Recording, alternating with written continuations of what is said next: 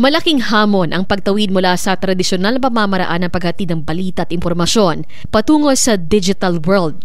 Ngunit, hindi ito naging hadlang sa pagpapanatili ng DXND sa matatag na serbisyo publiko. Ito ang sinabi ni Father Rockmore Saniel OMI, ang Chief Executive Officer ng Notre Dame Broadcasting Corporation, sa kanyang mensahe sa anibersaryo ng pinakamatandang radyo sa South Central Mindanao.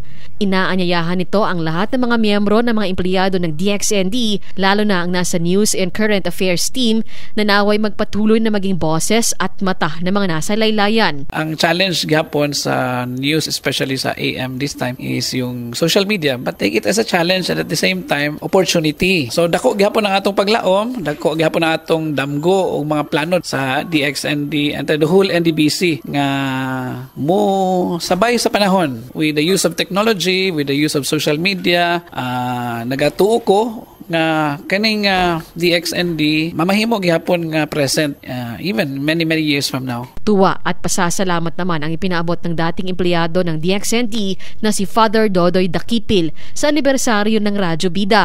Dahil sa kabila ng mga hamong kinakaharap, nananatili itong pinagkakatiwalaan sa balita hindi lang sa South Central Mindanao, kundi sa buong mundo dahil na rin sa makabagong teknolohiya. Sa panahon ko, wala pa sang mga iban nga radio station nila sa Kidapawan. Pero nagpaningkamot, nagapadayon sa paglihok para nga mapaabot ang maayong mga mensahe, ang maayong nga impormasyon, ang matuod nga pagkinabuhi sang mga tao.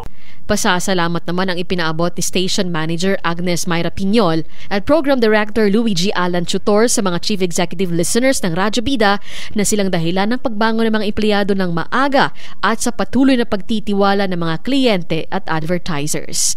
Cherry May Exine Tapia, NDBC Bida Balita.